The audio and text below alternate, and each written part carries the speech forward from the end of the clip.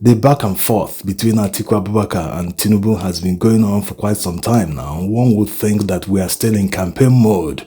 It all started when Atiku Abubakar criticized Tinubu's failed policies. Instead of them to reply by telling him what they are doing to right the wrongs they've done, they started attacking his past when he was in government. They started questioning what he did between 1999 and 2007.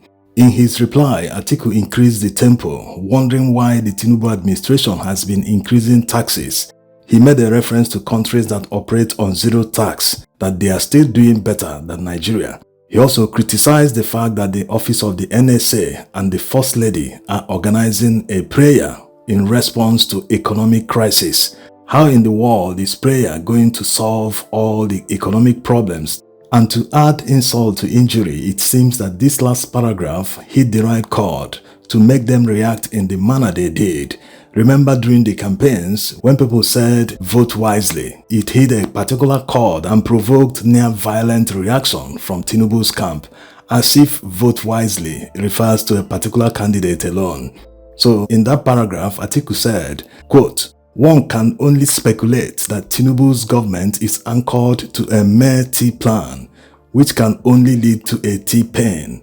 Furthermore, let me emphasize that the citizens who cast their votes in the 2023 presidential election are well aware that I did not lose. Rather, we find ourselves in this predicament because the election was criminally stolen from the Nigerian people." Unquote. Yes, this must have hit the right chord. You know, when you throw someone's crime at his face, you bring the evidence, you say, you did this, look at the evidence. His reaction will be out of this world, and it must have provoked a near violent reaction from them. That's why they said that Atiku Abubakar was just jealous of Tinubu, that he's jealous of the fact that he's president, he's this, he's that. They left all the accusations or whatever Atiku said. Instead of responding to them, they started shifting the narrative like they always do. Now, Atiku has reacted to their latest response, saying that he cannot be jealous of Tinubu for inflicting pain on Nigerians, that wickedness is an exclusive preserve of T-pain. In a statement Atiku released through his media aide, Atiku said, "Atiku is not a bigot. He didn't refund money to the US government for alleged drug trafficking. Tinubu's policies are killing Nigerians, and this should be his focus rather than attacking the opposition, which is not in the saddle." On July 8, 2024, Tinubu announced that import duty on essential goods like food would be lifted for 150 days. But over 120 days later, the policy is yet to take off, while Nigerians continue to die daily to increasing costs, including food inflation, which now exceeds 40%, the highest in decades. The brazen disobedience to government policy by Tinubu's appointees and the failure of the finance ministry to issue a gazette after over 4 months reflects the fatuousness, inanity, and the incompetence that characterizes the Tinubu administration. Sadly, rather than focus on governance, they are preoccupied with verbally assaulting their opponents, Atiku Abubakar and Peter Obi, while using compromised courts to foster crisis in the opposition. What a shame. Tinubu was obviously unprepared for office. He acts first and thinks of the consequences afterwards. This was why he announced an abrupt removal of petrol subsidy without any cushions. After seeing the effect, he then hurriedly decided to push a CNG initiative, which even he and his ministers have not embraced, hence their refusal to use it. The CNG initiative has so far failed to fully kick off because of lack of gas infrastructure in most states. The result is that transport costs continue to soar along with prices of food. In his midterm expenditure framework, he projected the exchange rate at 700 naira to $1 in 2024 and 650 naira to $1 by 2025.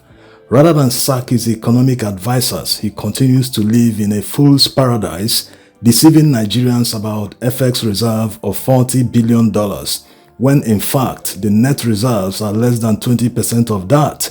Let the CBN release its financial statements of 2023 if he is sure of his achievements.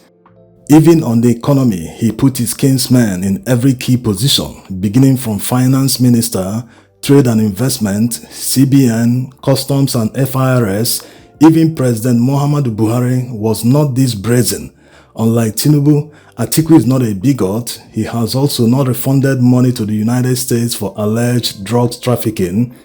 It is ridiculous to claim that Atiku is jealous of Tinubu. Hell no. Atiku cannot be jealous of Tinubu inflicting pains on Nigerians. Wickedness is an exclusive preserve of Tinubu, and no compassionate leader who truly cares about the well-being of Nigerians should be jealous of what is an exclusive preserve of T-Pain.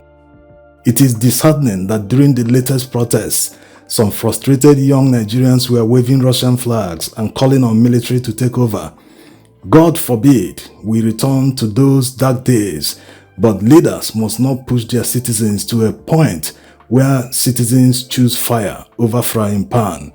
Nigeria is currently the worst performing currency in Africa and is now the 5th largest economy on the continent, falling from first when the failure called APC took over in 2015. Most Nigerians are at their wits' end, not knowing where their next meal will come from. This should be Tinubu's biggest concern instead of fiddling while the country burns. This is Basbo served hot. Seriously, the most annoying thing about this administration is their arrogance. When they reply to critics, they always have this sense of entitlement, always bragging about what they know, feeling like, hey, you don't have any right to criticize us.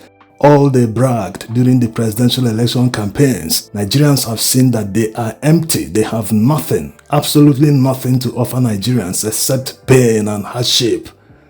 All the narrative that Tinubu has the talent to identify special talent, he knows how to fish them out wherever they are to come and work for him. They are all lies. Despite the fact that he is running a sectional government, he still has nothing to offer Nigerians.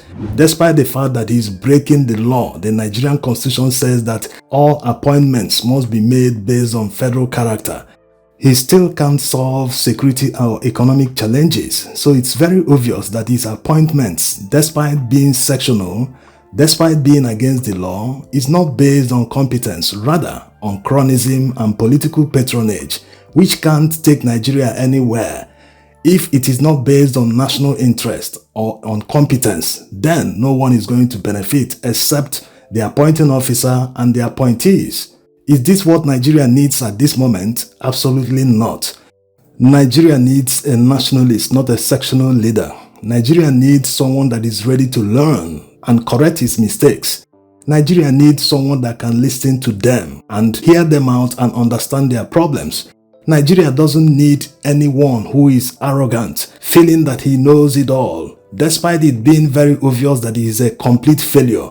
All the failed policies and all the failed promises that Nigerians must wait and have patience while they continue buying yachts, luxury vehicles for their motorcades, renovating mansions with billions of naira that can build new mansions from scratch many times over, while they enjoy their frivolities and Nigerians suffer. This is not the kind of person Nigeria needs at the moment.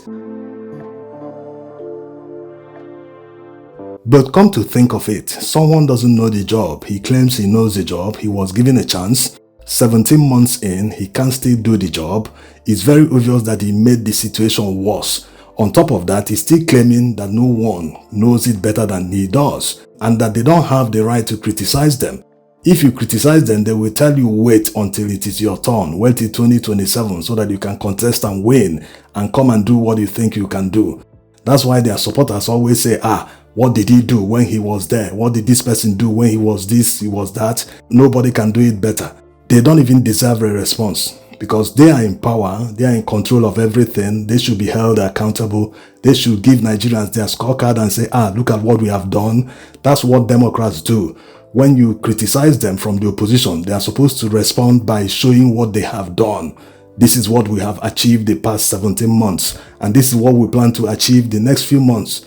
They don't do any of this. Rather, they attack the personalities and other issues, changing the narrative to bamboozle Nigerians. Why they tell you wait for your turn, wait till 2027 is because they have pocketed all the state apparatus INEC is in their pocket, the judiciary, police, everyone is in their pocket and under their payroll. So they feel they are invisible, that no one can do anything to them.